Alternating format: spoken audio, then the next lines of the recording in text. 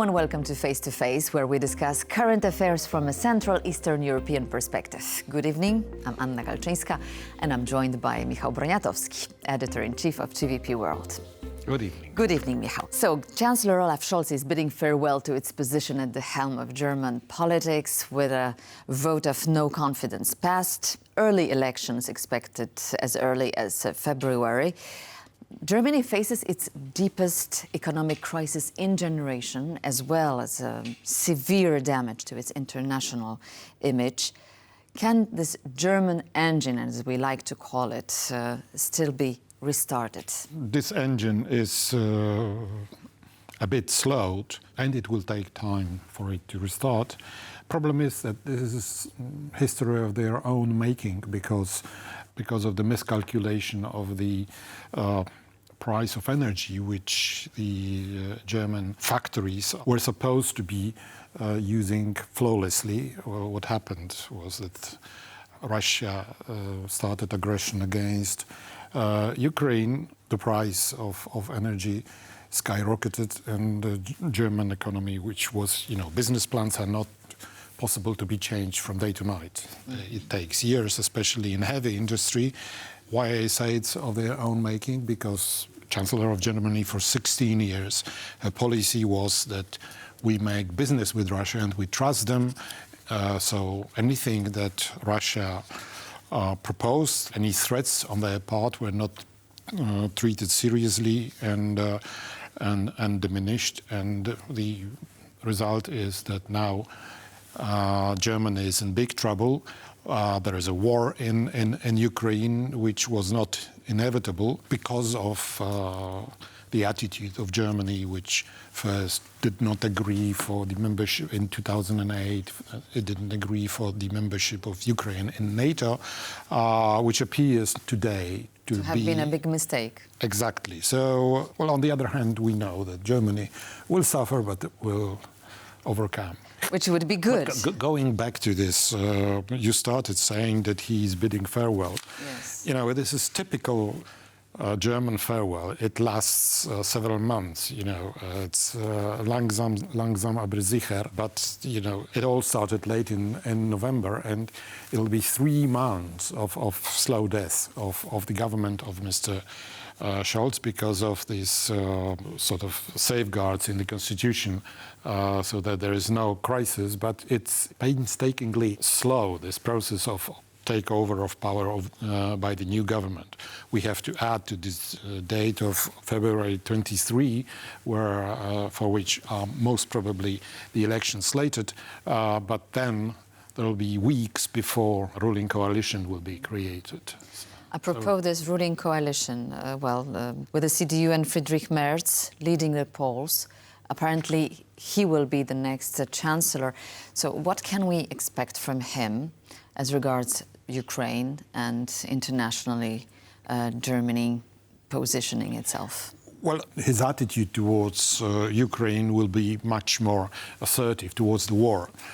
Much more assertive than the one presented by Mr.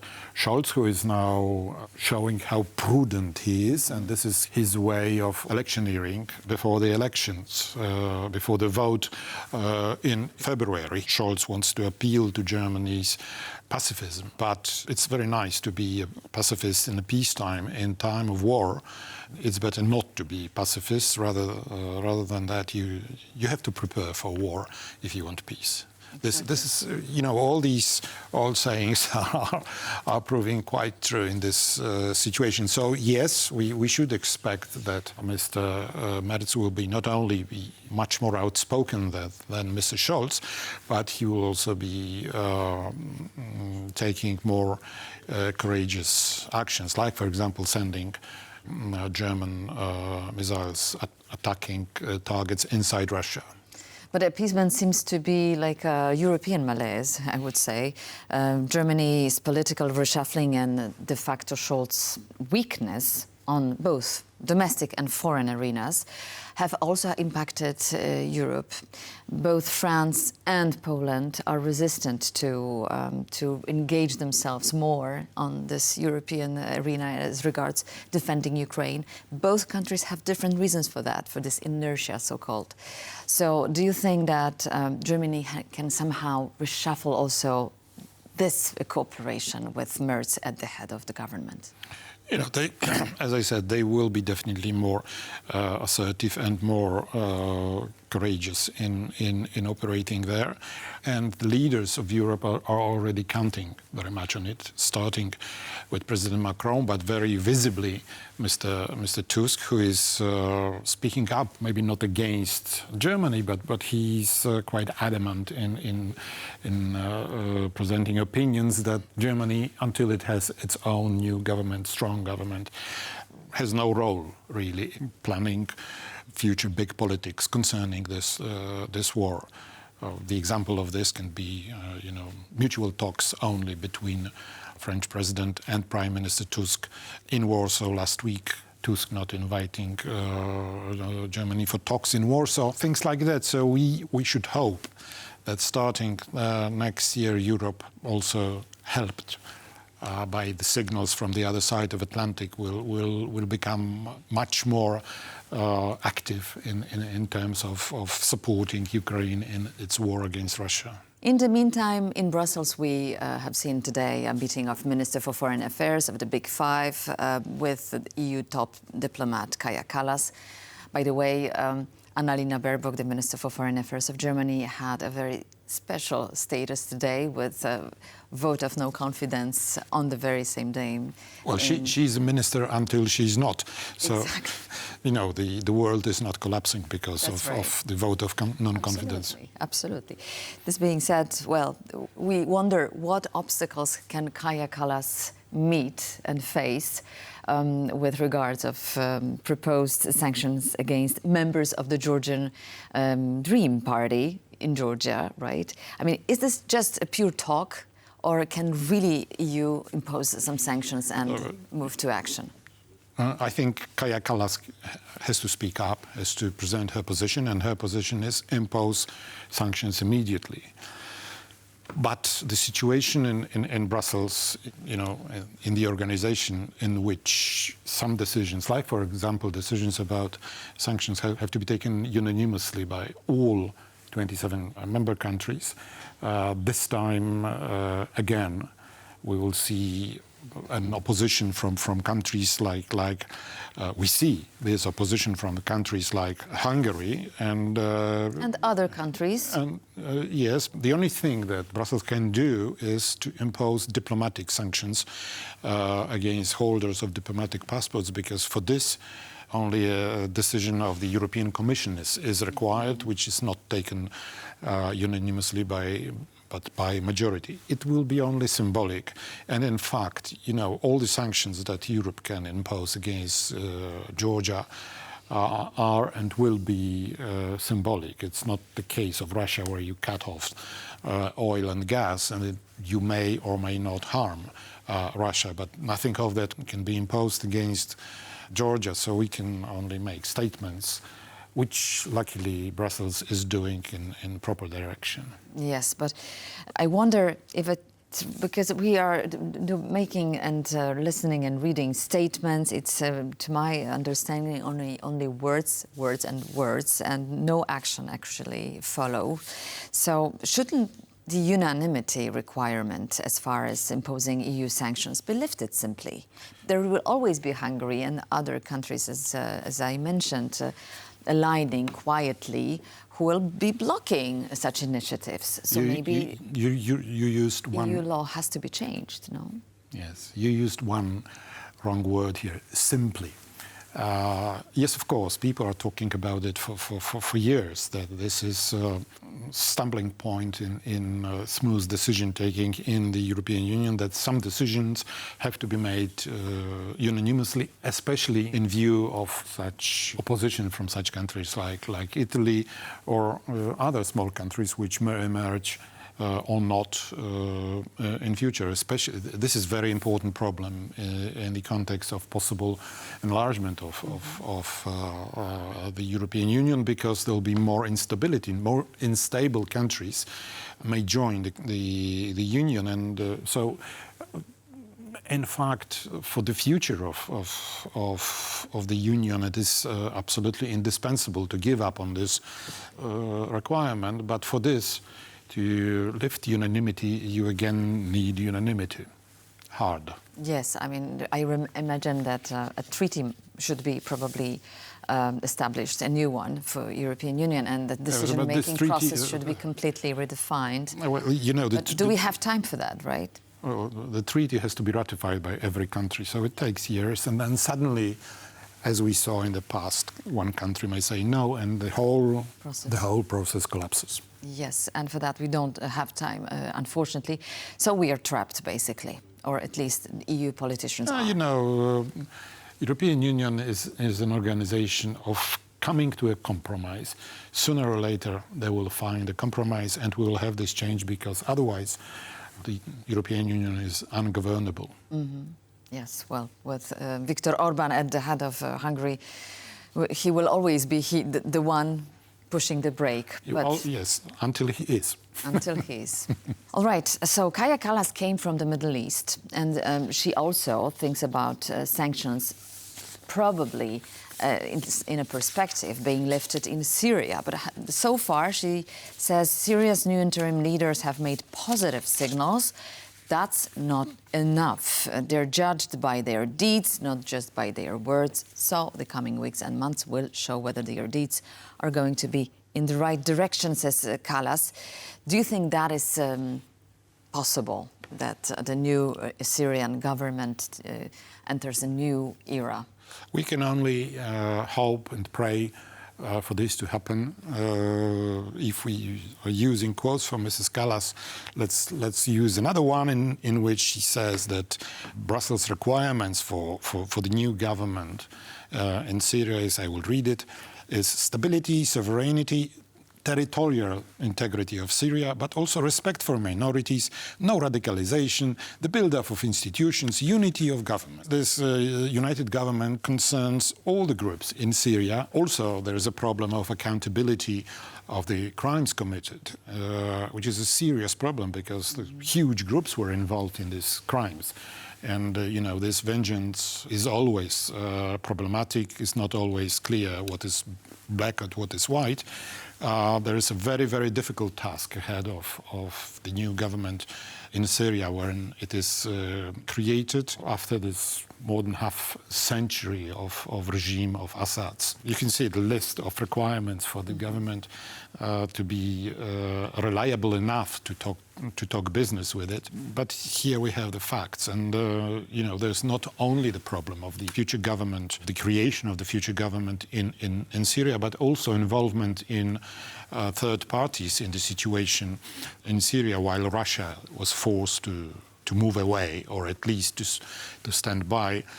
We have two countries already involved militarily, which is Turkey, which is attacking Kurdish forces in the northeast of Syria, and Israel, which moved into the demilitarized zone in Golan Heights, and it's definitely a destabilizing factor. But on the other hand, if we look at it from the point of view of these two countries, this is their strategic interest to safeguard their borders. Another topic touched upon today was Ukraine. Ukraine, and I imagine it was preparing ground for the meeting on Wednesday by the heads of states with Mark Rutte, the head of NATO. So European leaders are going to meet on Wednesday in Brussels as well to discuss peace plans and the potential deployment of peacekeeping forces to Ukraine. Now, as we know, in Warsaw, Donald Tusk expressed himself very openly that Poland is not going to send any troops to Ukraine after meeting Emmanuel Macron. So how realistic is this scenario, according to you? The scenario of the European Union sending troops to Ukraine is quite realistic, but not immediately. Even Mr. Tusk, who is apparently against sending troops, probably sending Polish troops, said that for now this is not the topic for discussion. That's possible. That's why he's not going for this big meeting in Brussels on Wednesday, when leaders of big 5 countries of the European Union plus the Prime Minister of Great Britain and Mr. Zelenskyy are meeting. Instead of Tusk, our Poland's President Andrzej Duda will go, and we have to remember that foreign policy is led in Poland by the government, not the president. So sending him, even though he is a top official in Poland, is a sort of diminishing the level of the delegation. Probably Poland wants to say clearly that we don't want to send troops. Poland has enough problems with Russians. We have a border with Russia. It's an existential problem for Poland. Exactly. So we are helping Ukraine in other ways. We are the biggest hub for transport of military equipment to Ukraine. So there's no need to send Polish troops. It's probably the reasoning of Poland's government, and it's understandable. There's no government in the world who will like or even survive the coffins returning home from the front. So do you think this is making ground for possible peace talks, the meeting on Wednesday? Oh, yes. I think preparing them. Yes, I think Europe is fast reacting to the new US president, even before he took his office, which will take place in 1 month's time. I think that Trump, Macron and Zelenskyy, when they met recently in Paris on a solemn occasion of the reopening of the Cathedral of Notre Dame, I think that apart of nice pictures, they also discussed business, and this business meant Mr. Trump telling them openly he's not interested in Ukraine, which means he wants to have it off his way. The condition for America to keep its support, military support and equipment support for Ukraine, is that Europe would take care of peacekeeping in Ukraine. And I think that Mr. Macron, following this meeting, found all these people who are coming to Brussels for these unexpected debates. But Polish government was hesitant. That's why he had to come to Warsaw and then convinced Mr. Tusk, which apparently he didn't manage to do. But you never know. This is just my speculation. We'll see what will happen on Wednesday in Brussels. By the way, this meeting in Brussels is a conference between European Union and Western Balkans countries concerning the future accession of these countries into the EU. And this meeting we are talking about is going to take place on the margin of this conference, which in any case was supposed to be attended by big leaders. Ahead of this meeting, Volodymyr Zelenskyy says 11,000 North Korean troops have been deployed to Ukraine, specifically to Russian Western Kursk region. Both Washington and Seoul have accused Pyongyang of sending those troops. But why isn't there a proper reaction towards Pyongyang? Why can't leaders state something? I don't think it's lack of reaction. It's enough of all these warnings towards Mr. Kim Jong-un about if you do this, we'll do this. He knows these warnings. We know his answers. What the West should really do is to provide Ukraine with weapons to stop these Korean troops. We already saw it, in fact, because 2 or 3 days after America agreed to use and Great Britain agreed to use their missiles to attack Russian targets inside their territory, headquarters close to the front in Kursk region, was attacked by the British missiles Storm Shadow, and they destroyed a palace in which this headquarters were held, and apparently they killed several top-level Korean commanders. So this is the way to react, not to make lots of statements. Thank you, Michał, for your comments and insights tonight. And that concludes this edition of Face to Face. Please join us every Monday and Thursday at 10:40 CET. Thank you for watching, and stay tuned to TVP World.